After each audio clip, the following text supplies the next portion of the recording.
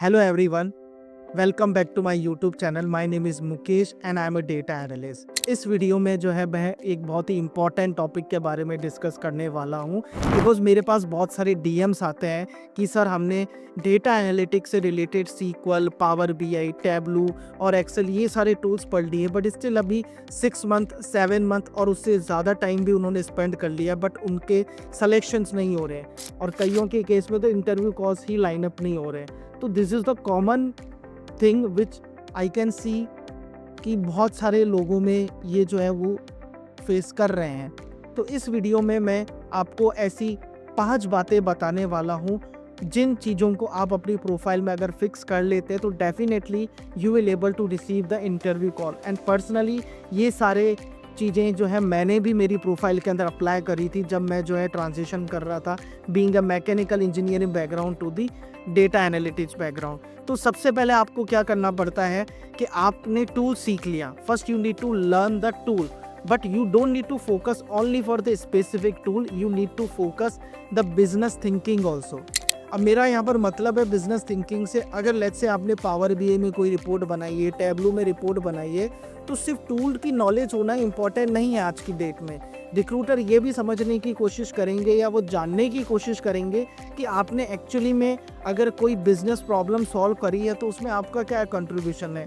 Let's say if you have created one power BI report, तो power BI report के अंदर आपने churn rate को 10% इंक्रीज कर दिया है, ठीक है ना, एफिशिएंसी को किस रेशो में आपने इंक्रीज करा है, तो वो ये जानने में ज़्यादा इंटरेस्टेड होते हैं कि आपने एक पर्टिकुलर किसी बिजनेस प्रॉब्लम को सॉल्व करा है कि नहीं करा है। तो मेक श्योर जब भी आप इंटरव्यू देना जाते हैं तो आपको सिर्फ और सिर्फ टूल पे फोकस नहीं करना है, आपको बिजनेस थिंकिंग पे भी फोकस करना है। आपको ये समझना है कि you are a business problem solver और आप उस पर्टिकुलर ऑर्गेनाइजेशन के अंदर एक बिजनेस प्रॉब्लम को सॉल्व करने जा रहे हो। इस तरीके से आपको जो अपने इंटरव्यू में जवाब देने हैं जब भी वो प्रोजेक्ट से रिलेटेड कुछ क्वेश्चंस पूछते हैं। जो सेकंड थिंग है, आपको अपने रेज्यूमे पे भी जो है फोकस करना पड़ेगा। मोस्टली फोर्स क्या करते हैं, सिंपल जो है वो एक ट्रेडिशनल काइंड का रेज्यूमे बना देते हैं but that is not working at all now days. अगर वो एटीएस फ्रेंडली नहीं है तो उसमें बहुत सारे चांस है कि आपका रेज्यूमे जो है शॉर्टलिस्ट ही नहीं हो, ठीक है ना। तो मेक श्योर जब भी आप अपने रेज्यूमे पे काम करते हैं, आप किसी भी कंपनी के अपॉर्चुनिटी पे जाते हैं या उसके वर्कडे प्रोफाइल पर जाते हैं, तो आपको अपने रेज्यूमे को उस पर्टिकुलर जॉब डिस्क्रिप्शन से टेलर करना पड़ेगा, ठीक है ना।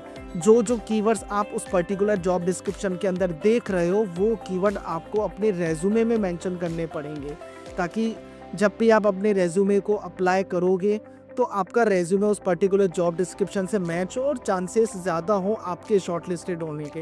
बिकॉज मोस्टली जो मल्टीनेशनल कंपनीज होती है वो एटीएस सिस्टम को फॉलो करती है।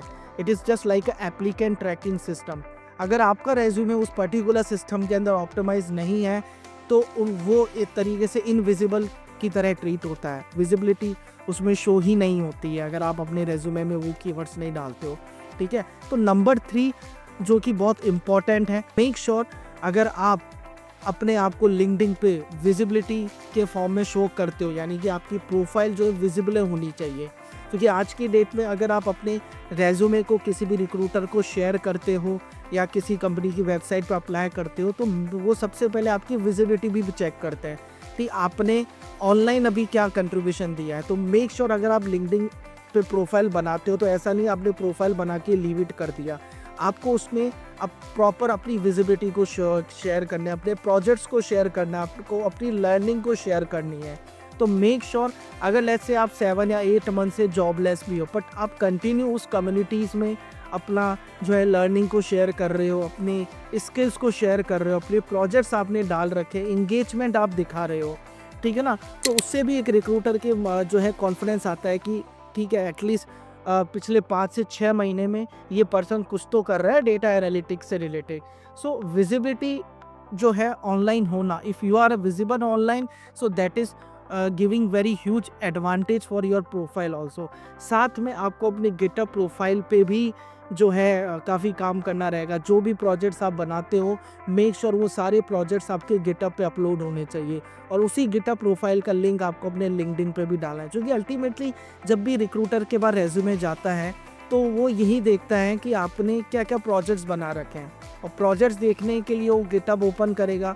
कई बार क्या होता है, लोग गिटहब का लिंक ही नहीं डालते हैं, ठीक है ना। So this is also very important, ठीक है ना। तो ये चीज़ें आपको करना बहुत ज़रूरी है अगर आप एक जॉब हंटिंग, अगर आप डेटा एनालिटिक्स या डेटा साइंस में जो है जॉब देख रहे हैं, तो ये जो है आपको विजिबिलिटी दिखाना बहुत ज़रूरी होता है। Number 4, you need to ask some referral. अब सीधी सी बात है, जैसे कि मैंने आपको बताया कि आपको ऑनलाइन शो करना पड़ेगा अपनी विजिबिलिटी। अगर आपकी विजिबिलिटी ऑनलाइन है तो डेफिनेटली आप रेफरल मांगोगे, लोग आपको रेफरल दे देंगे, ठीक है ना। अगर आपका अच्छा नेटवर्क है तो उस नेटवर्क से भी आपके पास कई जो है डायरेक्टली जॉब रेफरल आते हैं, लोग आपको डायरेक्टली अप्रोच करते हैं। मेरे केस में आज मेरी लिंक्डइन प्रोफाइल काफ़ी अच्छी है, तो there are so many HR मेरे से डायरेक्टली रीच आउट करते हैं। Why? Because my LinkedIn profile seems very good profile and it seems very good professional profile, ठीक है ना। Even I have received some remote job offer also with the help of the LinkedIn profile. Okay, so this is the reason I told you every time networking is very important, and आपको networking अगर करनी है तो उसके लिए आपको अपने आप को ऑनलाइन शो करना बहुत ज़रूरी है। LinkedIn is just like a very good platform if you are going to looking for the data analytics kind of the jobs. Okay, तो आपको सिर्फ रिलाय नहीं करना है जॉब पोर्टल्स पे, जो कि मोस्टली आज की तारीख में जो है एस्पिरेंट्स करते हैं। That is a very big mistake, ठीक है ना। जब भी आप किसी पर्सन की प्रोफाइल पर जाते हो तो आपको डायरेक्टली उनसे रेफरल नहीं मांगना है। आपको सबसे पहले देखना है कि क्या ये पर्सन एक्टिव है कि लिंक्डइन पर। अगर वो एक्टिव है तो ही उससे आपको रेफरल मांगना। और सेकंड चीज़ आपको ये भी देखनी है कि वो पर्सन उस कंपनी में कितना टाइम उसने अभी तक स्पेंड करा है। अगर कोई पर्सन है जिसने 4 या 5 महीने ही उसको हुआ है उस कंपनी को जॉइन करे हुए, तो आपके केस में उसका रेफरल आपको हेल्प नहीं करेगा। जब भी आप रेफरल मांगते हो तो मेक श्योर किसी सीनियर पर्सन से मांगो, टैलेंट एक्विजिशन की जो टीम है उससे रिलेटेड पर्सन से मांगो। आप एनालिटिक्स मैनेजर है, ठीक ना, सीईओ है, काइंड ऑफ द पीपल, इनसे आप रेफरल मांगो। और पहले रेफरल मांगने से पहले आपको क्या करना पड़ता है, आपको उनसे पर्सनलाइज नोट, एक पर्सनलाइज मैसेज करो सबसे पहले, जिसमें आप अपना नेम और अपने काम के बारे में बताओ, ठीक है ना। तो लिंक्डइन के अंदर कनेक्ट करके एक ऑप्शन आता है, कनेक्ट में पर्सनलाइज नोट का ऑप्शन आता है। हमें हमेशा पर्सनलाइज नोट के थ्रू पर्सन से कनेक्ट करना पड़ता है। जब वो आपका पर्सनलाइज नोट एक्सेप्ट कर ले, then you need to start your conversation. So this is the good way to connect the people, and every day you need to ask at least 20 to 30 people for the referral. कभी भी 1 या 2 person पर rely नहीं करना है, ठीक है ना। तो आपको 20 to 30 लोगों से जो है डेली रेफरल मांगना है, ठीक है ना। तो ये आपका जो है एक इम्पॉर्टेंट एस्पेक्ट होता है आपकी जॉब हंटिंग प्रोसेस के दौरान। नंबर 5, मोस्टली पीपल्स में मैं देखता हूँ कि चलो उन्हें रेफरल भी मांग लिया, उन्होंने इंटरव्यू भी दे दिया, बट वो इंटरव्यू को क्लियर नहीं कर पाते हैं। Why? Because they have just only for the knowledge for the tools. उनके पास टूल की नॉलेज है, बट उस टूल को कैसे एक्सप्लेन करना in the front of the recruiter, अपने प्रोजेक्ट को कैसे बताना है, ये उन्हें नहीं पता होता है। Because most of the companies now days आपसे ये समझने की कोशिश करेंगी कि आपने उस बिजनेस प्रॉब्लम के को जब सॉल्व करा था उस प्रोजेक्ट के टाइम पर, तो आपने क्या क्या एनालिसिस करे। So how did your analysis help that particular business. These kind of the similar kind of the questions which you can expect from the recruiter and now days. तो make sure है कि जब भी आप interview देने जाते हो तो आप मॉक इंटरव्यू दो, प्रैक्टिस करो उन इंटरव्यूज़ की। And if you would like to connect more mock interviews, so you can always connect with me as well also. So description में मैं जो है आपको मेरा जो टॉपमेट प्रोफाइल का लिंक ऐड कर दूंगा, तो आप मुझसे कनेक्ट कर सकते हैं और आप मॉक इंटरव्यू भी ले सकते हैं मेरे से। तो मॉक इंटरव्यू में मैं आपको एक डिटेल फीडबैक दूंगा, जो फीडबैक आपको बहुत हेल्प करेगा आपका रियल इंटरव्यू प्रोसेस के टाइम पर। So it's a detail conversation with you and me, so you can try and you can check it out that as well also. ये सारी चीज़ें तो मैंने आपको बता दी कि आपने को क्या चीज़ें करनी है अपनी जॉब हंटिंग के टाइम पर, और कैसे आप जो है रिक्रूटर से कनेक्ट कर सकते हैं, कैसे आपको विजिबिलिटी शो करनी है, कैसे कनेक्शंस बनाने हैं, और मॉक इंटरव्यू के बारे में। सो ये सारी चीज़ें जब आप करते हैं तब ही आप ये एक्सपेक्ट कर सकते हैं कि आपके पास ज़्यादा से ज़्यादा इंटरव्यू कॉल आएंगे और आपको नोटिस किया जाएगा। बिकॉज़ ये सारी चीज़ें पर्सनली मैंने मेरी प्रोफाइल के लिए भी करी थी, तभी मेरे पास जो है काफ़ी सारे इंटरव्यू कॉल आए थे। अगर मैं अपनी करंट कंपनी की भी बात करूँ तो मुझे रिक्रूटर ने लिंक्डइन से ही कॉन्टैक्ट करा था। You got my point?